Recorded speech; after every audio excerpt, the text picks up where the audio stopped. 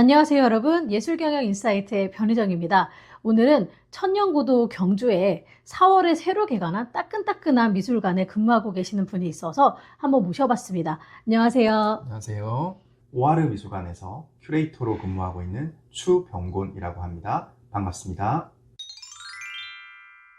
네, 앞에서 큐레이터다라고 본인을 소개해 주셨는데요. 큐레이터로의 길을 선택하게 된 계기가 있으실까요? 저는 20대 때 첫 사회생활을 사회적 기업의 예술 강사로 시작하게 되었습니다.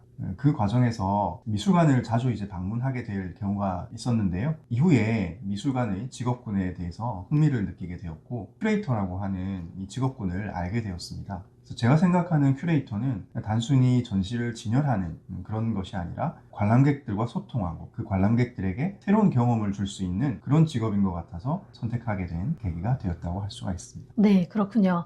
그러면 지금까지 큐레이터로서 어떤 그 여정을 거쳐오셨는지가 좀 궁금하거든요. 그 이야기를 좀 해주시겠어요? 저는 후 전공은 법학이었습니다. 제가 큐레이터라고 하는 직종으로 이직을 생각한 이후에 온라인 과정으로 회화과를 졸업을 하였고, 그 이후에 대학원 미학과 석사 과정에서 수료를 하게 되었습니다. 보통 큐레이터들은 박물관학이나 예술 경영 하고 나서 갤러리라든지 박물관이라든지 미술관에서 인턴을 거쳐서 경력을 쌓게 되는데요. 저도 역시 그런 과정을 거쳐서 현재는 경주 오하르 미술관에서 큐레이터로 근무를 하고 있는 그런 상황입니다. 그러시군요. 이 법학을 전공했다는 게 굉장히 또 특이한 이력이시네요. 그러면 여기서 궁금해지는데 법학을 전공한 게 지금 하시는 일에도 혹시 도움이 되거나 유용하실 때가 있나요? 네, 저는 법학은 예술하고 전혀 안 쓰일 줄 알았어요. 근데 큐레이터 업무를 수행하다 보니까 저작권 문제도 많이 발생을 하게 되고,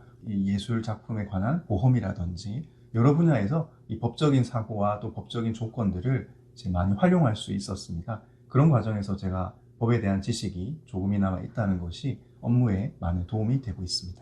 그렇군요. 생각보다 훨씬 더 유용하게 작용을 하고 있는 것 같아서 전혀 다른 분야에서 이렇게 큐레이터라는 직군으로 이직을 하셨지만 훨씬 더 수월하게 일을 하고 계신 게 아닐까라는 생각이 드네요. 네, 맞습니다. 네, 그러면 앞에서 오하르 미술관에 근무를 하고 계신다라고 하셨는데요. 오하르 미술관은 어떤 곳인가요? 네, 오하르 미술관은 경주에 위치한 현대미술관이라고 할 수가 있습니다. 그래서 고분을 품은 미술관, 그리고 예술에 관한 전문적인 식견이 없어도 누구나 일상에서 예술을 향유할 수 있는 그런 미술관, 그리고 신라 고분이 1500년이라고 하는 시간에 겹겹이 쌓인 그런 전통과 가장 동시대적인 현대 미술이 만나는 예술이 일상화되는 미술관이라고 말씀드릴 수 있겠습니다. 네, 그럼 현재 오하르 미술관에서는 어떤 전시들이 진행 중인가요? 현재 오하르 미술관에서는 총 3개의 전시가 진행되고 있습니다. 먼저 메인 전시인 제2전시실에서는 지구의 울림이라고 하는 에가미 에츠 일본 작가의 전시가 진행되고 있고요. 그리고 제1전시실에서는 이사라 작가의 원더랜드 인 경주라고 하는 팝아트 계열의 전시가 진행 중입니다. 그리고 제3전시실에서는 문경원, 전준호 듀오의 미디어 작품인 팬텀 가든이라고 하는 작품이 현재 전시 중에 있습니다. 9월까지 개관전이 이어지게 되는데요. 9월 이후에 10월에 경주에서 큰 국가적 행사가 있습니다. 에이펙이라고 하는 행사가 있는데요. 오하르 미술관은 이 에이펙 행사 기간에 맞춰서 한국의 미와 또 현대 미술이 만나는 그러한 전시 기획을 준비를 하고 있습니다. 그래서 다양한 소장품을 통해서 경주를 방문하시는 여러분들에게 좋은 전시가 되도록 기획을 하고 있습니다.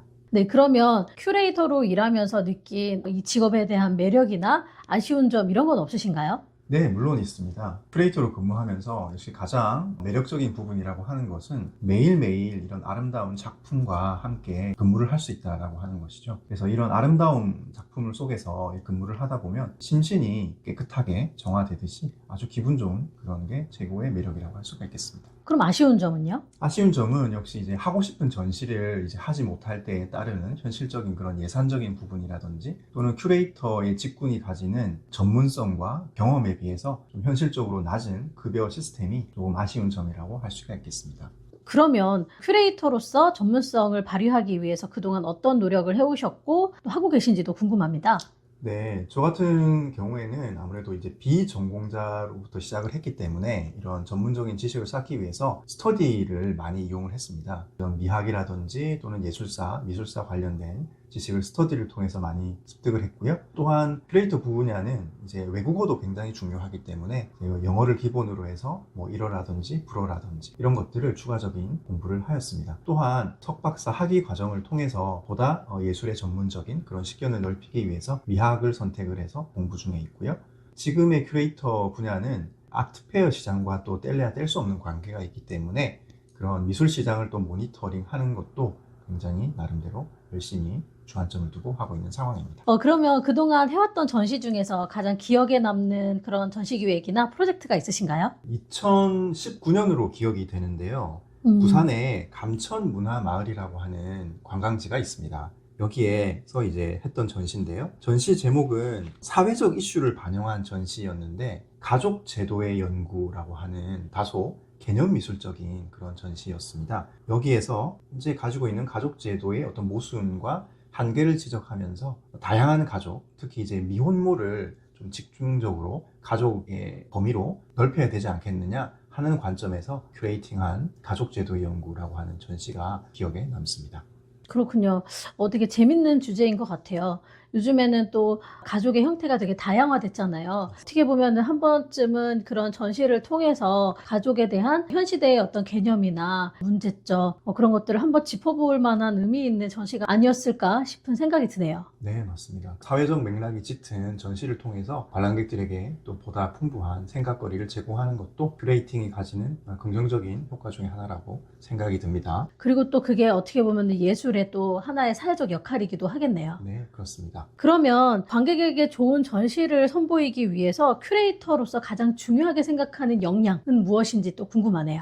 네, 제가 큐레이터로서 가장 중요하게 생각하는 역량은 바로 이야기를 만들어내는 그런 스토리텔링적인 관점입니다. 단순하게 예술 작품 또는 이야기들을 그냥 나열하고 전시를 하는 게 아니라 이런 것들이 하나의 쭉 일련되게 연결점을 가지면서 관람객에게 새로운 의미 부여라든지 또는 새로운 경험을 줄 수 있느냐라고 하는 문제가 가장 중요하다고 생각하기 때문에 바로 이 스토리텔링으로서의 기능과 영역이 가장 중요하다고 저는 생각을 하고 있습니다. 그러면은 어쨌든 그 큐레이터다라고 하면은 하나의 전시를 하나의 주제와 컨셉의 맥락에 맞는 스토리로 엮어나가는 게 굉장히 중요한 지점이겠네요. 네, 맞습니다. 저는 현장에서 그 부분이 가장 중요하다고 많이 느끼고 있습니다. 그러면 이 큐레이터라는 직업을 오랫동안 지속하기 위해서 필요한 그런 어떤 태도나 마음가짐은 어떤 게 있을까요? 제가 생각할 때는 첫 번째로는 우선 예술에 대한 끊임없는 사랑, 또 예술에 대한 끊임없는 관심이라고 생각합니다. 예술은 고정되어 있는 분야가 아니고 항상 시대의 흐름에 따라서 예술의 범위도 바뀌고 또 유행이나 이런 흐름이 많이 바뀌게 됩니다. 거기에서 내가 알고 있던 것을 보다 확장시키고 하기 위해서는 끊임없는 모니터링과 배움의 자세, 예술을 사랑하는 그 마음이 가장 중요한 태도라고 말씀을 드릴 수가 있고, 또한 이런 변화하는 환경 속에서 지속적으로 좋은 큐레이팅을 하기 위해서는 개방적인 사고와 다양한 사조들을 이제 품을 수 있는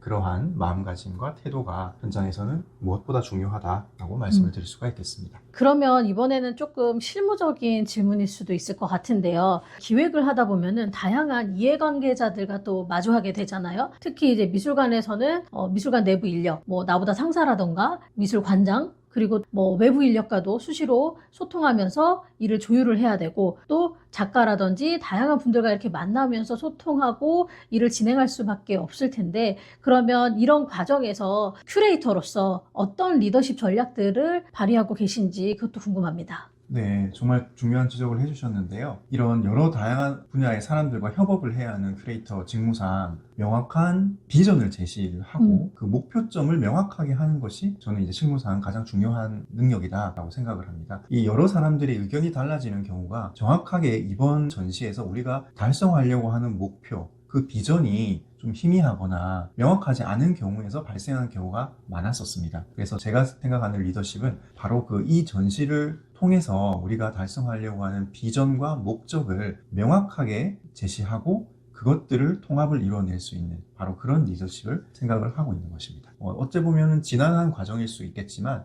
이런 것들을 명확하게 하기 위한 그런 과정들을 지속적으로 밟아나가고 있습니다. 그러면 이렇게 미술관, 박물관 쪽으로 진출하고자 하는 학생들이나 사회초년생들이 있을 거라는 생각이 드는데요. 그런 분들께 해주고 싶은 조언이 있다면 어떤 걸까요? 먼저 학부와 대학원 과정 그리고 이제 실무 과정에서 이제 가장 좀 핵심적인 부분을 말씀드릴 텐데요. 먼저 학부 과정에서는 학예사 자격증 준비를 하는 것이 실무적으로 굉장히 필요합니다. 채용 절차라든지 이런 데서 학예사 자격증을 다 보기 때문에 3급 학예사 자격증은 준비를 해놓는 게 굉장히 중요하다라고 말씀을 드릴 수가 있겠습니다. 국공립미술관으로 보다 넓게 진출하기 위해서는 석사학위 이상을 요구하는 경우가 많기 때문에 미학, 예술학, 미술사학 등 관련 석사학위를 준비를 해놓는 것이 필요하다고 할 수가 있습니다. 그리고 또 학부 과정과 이런 대학원 과정 중에서 또 이제 인턴십 그런 기회라든지 또는 미술관, 박물관의 다양한 봉사활동이라든지 이런 것들을 두루 경험해 보시면 미술관 취업에 그만큼 열정과 관심이 있다라고 하는 척도가 되니까 그런 것들이 채용 과정에서 긍정적인 역할로 작용할 때가 많습니다. 그렇군요. 그러면은 취업 준비생들이 준비해야 될 부분들을 주로 이제 다뤄주셨잖아요. 네. 스펙 위주로 좀 말씀을 해주셨는데, 그러면 그런 친구들이 어떻게 마인드 컨트롤을 하고 임해야 되는지 그런 부분에 대해서도 좀 얘기를 해주시면 어떨까요? 네, 정말 스펙뿐만 아니라 이제 중요한 그런 부분들인데 내가 이 직군을 왜 선택을 하는지를 한번 곰곰이 좀 숙고할 필요가 있는 것 같습니다. 과연 내가 이 직군에서 내가 이 긍정적인 영향을 미칠 수 있는 그런 부분들은 뭔지, 그리고 예술이 정말 사회에 어떤 기능을 해야 되는 건지, 또 예술의 힘이라고 하는 것이 우리 일상에서 어떻게 발현될 수 있는 것인지, 다소 추상적일 수 있지만 예술의 힘을 믿는다면 이런 과정도 한번 지나가는 과정이라 생각이 들 수 있을 것 같습니다.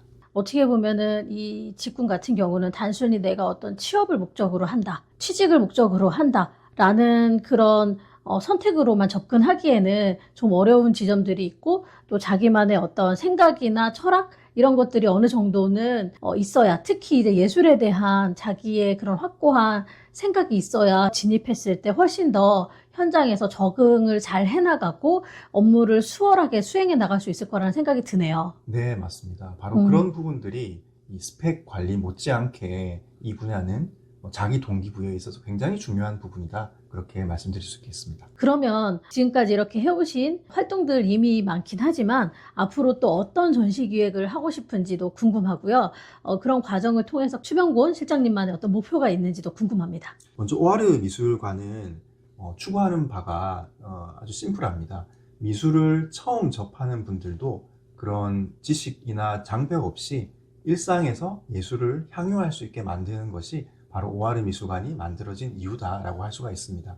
그래서 오하르 미술관에서는 미술을 처음 접하시는 분들도 쉽게 다가가는 그런 전시 기획, 소통을 위주로 하고 현대 젊은 작가들의 미술의 경향을 볼 수 있는 그런 전시 위주로 계획을 하고 있습니다. 또한 제가 생각하는 이 전시 기획의 개인적인 방향은 바로 사회적 메시지를 담아내는 그런 전시 기획이라고 할 수가 있는데요.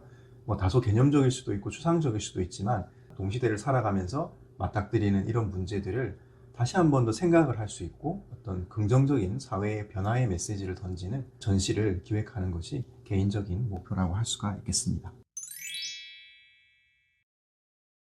우리 지금까지 굉장히 다양한 이야기들을 좀 나눠봤는데요. 오늘은 뭔가 이 큐레이터의 직업 세계에 대해서 굉장히 깊이 탐구해본 시간이 아닌가라는 생각이 들고요. 추명곤 실장님의 다양한 생각과 경험담들을 쭉 나눠주셔서 너무 유익한 시간이 되었던 것 같습니다. 끝으로 좀 하고 싶은 이야기가 있으시면 해주시겠어요?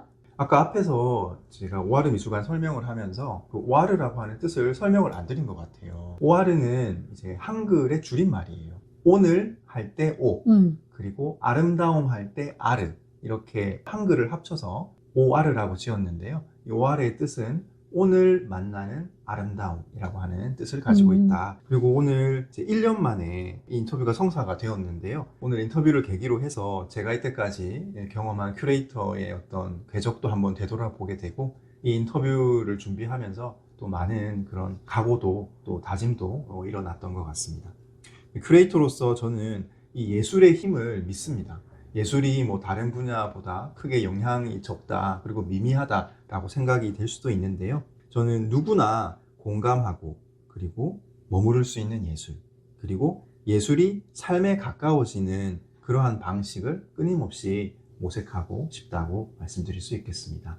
그 아까 오아르의 뜻을 잠깐 이야기해 주셨는데 어떻게 오늘도 오아르 같은 날인가요? 네, 그렇습니다. 오늘 또 대표님의 이런 사무 공간에 와서 또 이런 인터뷰를 하니까 새롭고 오늘 또 하나의 아름다운 만남이 이루어진 것 같습니다.